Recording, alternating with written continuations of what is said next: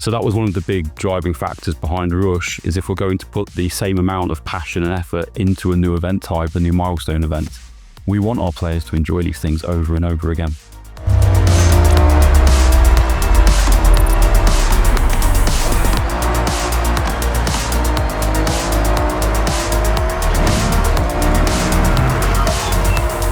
Showcase events have been a part of the identity of Forza Horizon games ever since the 2012 original. We've pitted a Ford Mustang against its WW2 Warbird namesake, and we've gone up against a legally distinct Delta-winged behemoth that looks suspiciously similar to an Avro Vulcan in an Aston Martin of the same name. We've raced against trains, monster trucks, and even hot air balloons. They're brilliant advertisements for the Forza Horizon series brand of racing, eye-catching, and just about as fun to watch as they are to play. They are, however, events that an overwhelming cohort of Forza Horizon players only do once. So we also went back and looked at our telemetry from Forza Horizon 5, focusing in on showcase events, and we noticed for the most part, our showcases are one and done. So the player gets given a showcase as a reward. They go there and have an amazing 3 minutes, but then they drive off and there's no incentive to return. Now we do try to remedy this in our live program, where we'll take an existing showcase and we will change the time of day and the weather and the car choice and the music. And we find a lot of our players will return and play that event, but once that's done, they drive off and there's no incentive to return again. The solution, it seems, is Horizon Rush. Horizon Rush is a new event type where we'll race across wild obstacle courses through some of Forza Horizon 6's most interesting locations.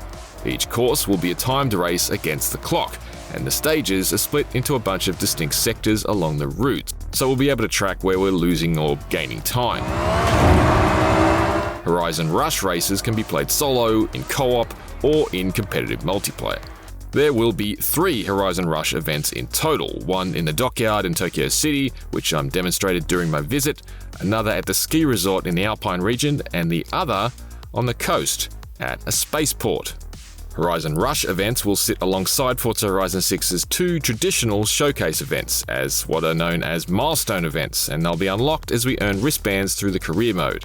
The team explains these events will be bookended by the Invitational event and the Legend Island event. So it all started for us back in concept, where we sat down and we initially asked ourselves, how do we build upon the success we've had with showcase events? Now, as someone like myself that's been at Playground for 15 years this year, I've worked on all projects, all DLCs, and I've worked on a lot of showcases in my time as well. I personally know how important they are to Horizon, and we still have 2 incredible showcases in Forza Horizon 6. Anyone that watched our Developer Direct asset would have seen the tease for our very own Horizon mech called Chaser Zero, which is awesome. But we wanted to build a showcase adjacent event type, and if we were going to do that, we wanted to maintain that showcase DNA. Now, when I talk about showcase DNA, I mean high adrenaline events, which include helicopters, planes, exciting slow-mo moments, cinematic moments, engaging heroic moments. They are just pure spectacle, and that's what a showcase is, and that's what I mean when I say showcase DNA. So for Horizon Rush, we then started to lean into replayability. And if we build these amazing events, we want our players to enjoy them over and over again. And then we asked ourselves, well, what does replayability mean to us? And for us, it was a high score or a better time. It was course mastery, so being easy to play the first time but hard to master. And most importantly for me as a level designer, it was about it being fun. Like if it's not fun, I'm not going to go and return and play it. So that's what replayability meant to us.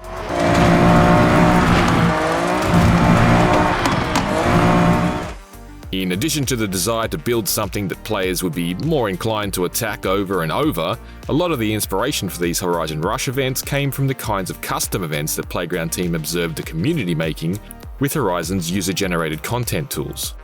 In Horizon 5, we've got this incredible UGC tool called Event Lab, which basically lets our players create events of their own imagination, place whatever props they want.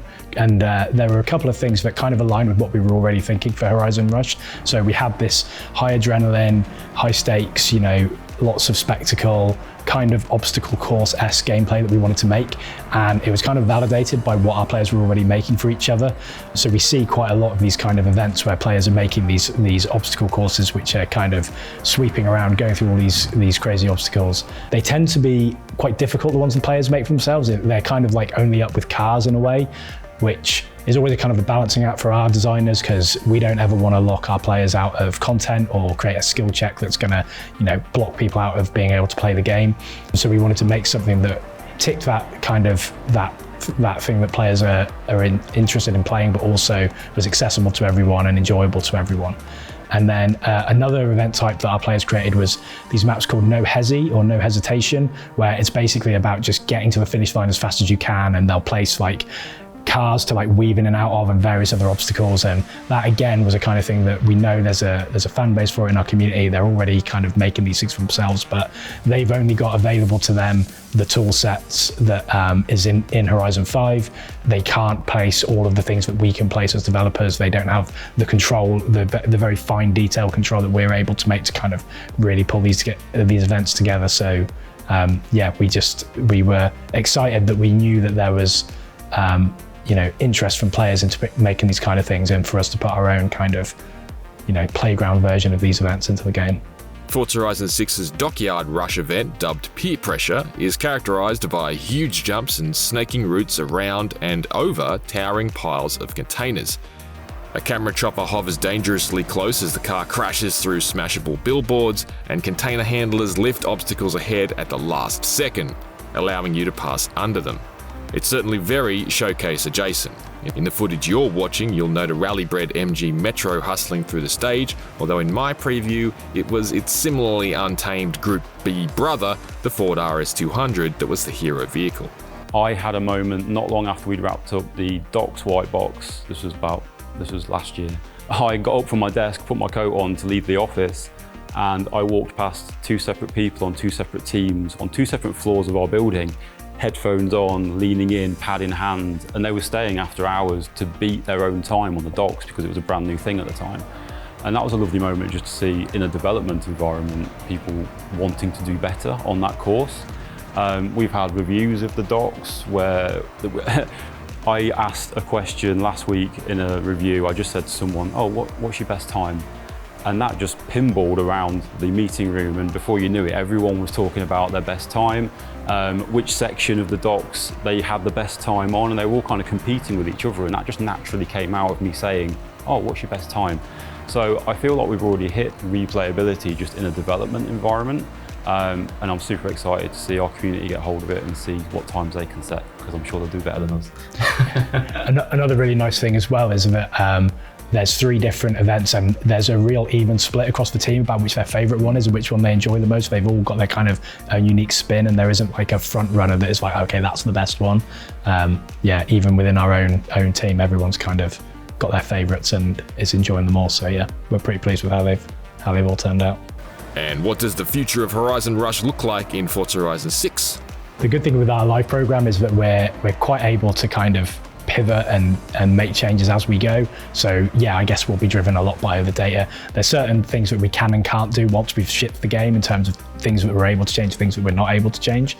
But yeah, there was stuff that we were thinking early on in FH5's live program that we ended up pivoting away from, that allowed us to bring in other stuff that was just kind of driven by what our telemetry was telling us, what the community was telling us. So I wouldn't rule anything out in terms of future Rush events, but also, kind of have to see how the players react to them.